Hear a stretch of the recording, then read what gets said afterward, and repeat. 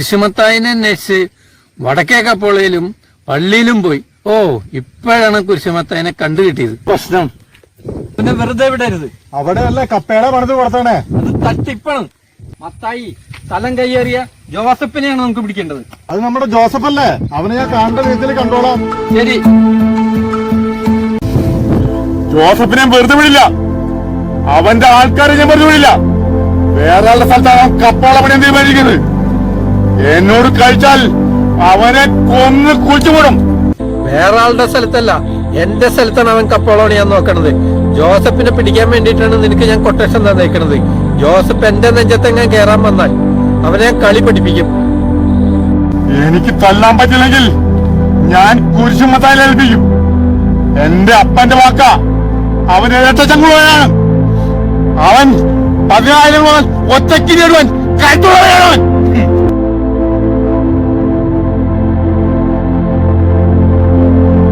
കാര്യങ്ങളൊക്കെ കൈവിട്ടുപോയി പിതാവേ. ഞാൻ നിന്നൊരു കാര്യം ഏൽപ്പിച്ചിട്ട് എന്തായി? ഞാനവൻ അന്വേഷിച്ചു. ജോസഫിന് എന്റെ കയ്യിൽ കിട്ടിയില്ല. നിനക്കറിയാമോ, മേരി മരിച്ചിട്ട് വർഷങ്ങളായി. മേരിയുടെ പേരിലുള്ള ഭൂമിയുടെ ആധാരം ഇപ്പൊ ജോസഫിന്റെ കയ്യിലാണ്. കപ്പോളം ഒഴിവാക്കിയിട്ട് ആ ഭൂമി എനിക്ക് മേടിച്ചു തരാൻ പറ്റുമോ? കപ്പേരുടെ കേസ് പിടി ചോദിച്ചേട്ടാ. ബാക്കിയുള്ള ഭൂമിയുടെ കേസിന് ഞാൻ പരിഹാരം ഉണ്ടാക്കാം. എനിക്കത് മതി. ശരി ചോദിച്ചേട്ടാ.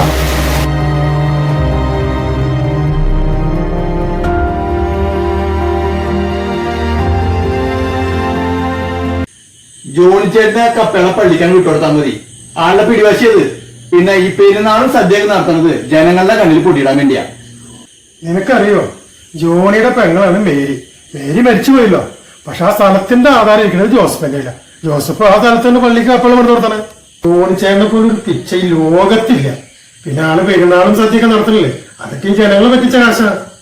അത് ശരി. അപ്പൊ ആള് സത്യക്രിസ്ത്യാനിയായിട്ട് നടക്കണേ. അത് ശരി. അന്ന് ഞാൻ പോട്ടെ. നോക്കി പോണട്ടോ. ആ,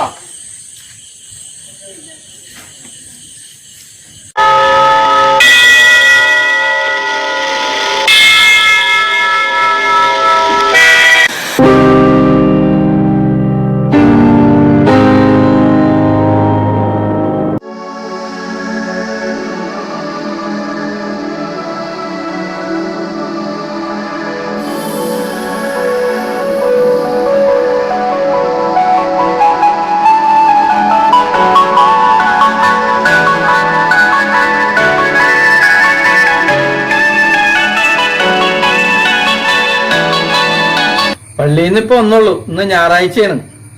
അമ്മിച്ചിയുടെ ഇറച്ചിയും മീനും മേടിച്ച് കൊടുത്തിട്ടുണ്ട്.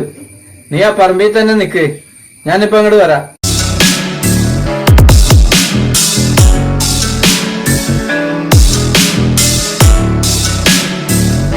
ഈ കാണാവുന്ന സ്ഥലമെല്ലാം എന്റെയാണ്. ഇതാണ് ഞാൻ മേരിക്ക് കൊടുത്തത്. ഈ സ്ഥലങ്ങളൊക്കെ ഒന്ന് കാണിക്കാൻ വേണ്ടിയിട്ടാണ് മത്തായിനെ ഞാൻ ഇങ്ങോട്ട് കൂട്ടിക്കൊണ്ട് വന്നത്. എന്റെ മാതാവേ, ഈ കപ്പലുകളിൽ ഇരിക്കുന്ന സ്ഥലം പള്ളിക്ക് വിട്ടുകൊടുത്തു എന്റെ പൊന്ന് ജോണിച്ചേട്ടാ. നമ്മളിത് മരിക്കുമ്പോ ഇത് കയറ്റി കൊണ്ടുപോകണ്ടോ? എല്ലാ കൊല്ലവും പള്ളി പെരുന്നാൾ നടത്തുന്നത് ഞാനാണ്. ഇവിടെ ഉള്ളവരെല്ലാവരും എന്റെ വീട്ടിൽ വന്ന് ഭക്ഷണം കഴിച്ചിട്ടാ പോണത്. ഇതെന്റെ ഒരു വാശിയാണ്, പള്ളിക്ക് വിട്ടുകൊടുക്കില്ല എന്നുള്ളത്.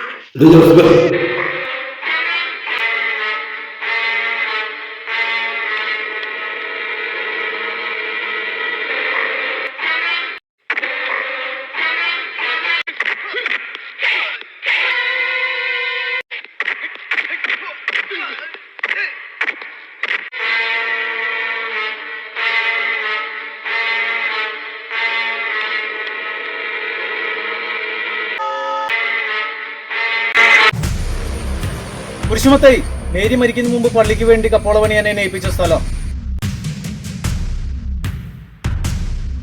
മരിച്ചു പോയത് ജോണിയുടെ പെങ്ങളാ. എന്റെ അടുത്ത് കളിക്കാൻ വന്ന് നിന്നെ ഞാൻ പെട്ടിയിലാകും. ഈ ജോസഫാ പറയണേ. കുരിശുമത്തായി, നിന്നെ ഞാൻ കണ്ടോളാം.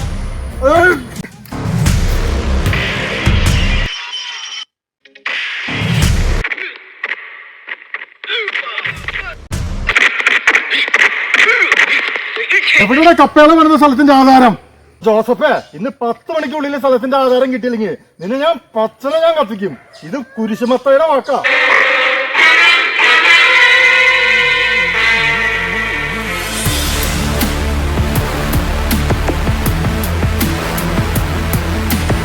മത്തായി, എന്റെ പുണ്യാളാ, നീ ഇവിടെ പ്രാർത്ഥിച്ചുകൊണ്ട് നിൽക്കണോ? അവിടെ നടക്കുന്ന സംഭവം വല്ലതും അറിയണ്ട. അതൊക്കെ പോട്ടെ, നമ്മുടെ കാര്യം എന്തായി? ജോണിച്ചേട്ടൻ പേടിക്കണ്ട. പള്ളി കമ്മിറ്റിക്കാരുമായിട്ട് ആലോചിച്ചിട്ട് ഉചിതമായ ഒരു തീരുമാനം ഞാൻ അറിയിക്കാം. ജോണിച്ചേട്ടൻ ഇപ്പൊ പൊക്കോ. ശരി മത്തായി.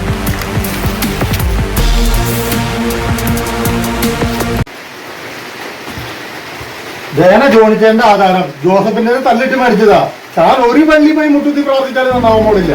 ഇത് മരിച്ചുപോയ മേരിയുടെ ഓർമ്മയ്ക്കായിട്ട് പള്ളി കമ്മിറ്റിക്ക് വിട്ടുകൊടുത്തൂടെ? മരിക്കുമ്പോ നമ്മളിത് കൊണ്ടുപോകണുണ്ടോ? ഇനി ഒരു പരിപാടിക്ക് മത്തായിനെ നോക്കണ്ട, കുരിശു മത്തായിനെ.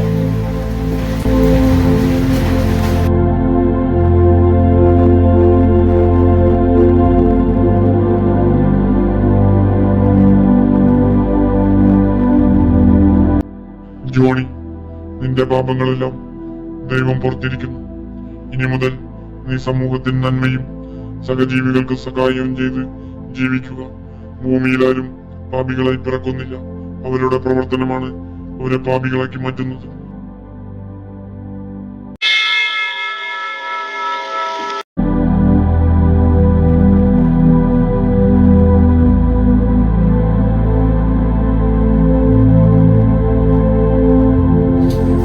ജോണി ചേട്ടാ, ഞാൻ ഫോൺ എടുക്കാൻ മറന്നു. മത്തായി, ഈ ആധാരം പള്ളിക്ക് തന്നെ കൊടുത്തേക്ക്. എന്റെ മേരിയുടെ ഓർമ്മയ്ക്കായിട്ട് ഞാൻ എവിടെ വേണമെങ്കിലും വന്ന് ഒപ്പിട്ട്. മത്തായി, ഞാൻ പലരോടും പല തെറ്റുകളും ചെയ്തിട്ടുണ്ട്, നിന്നോടും ചെയ്തിട്ടുണ്ട്. കർത്താവിനോർത്ത് നീ എല്ലാം എന്നോട് പൊറുക്കണം.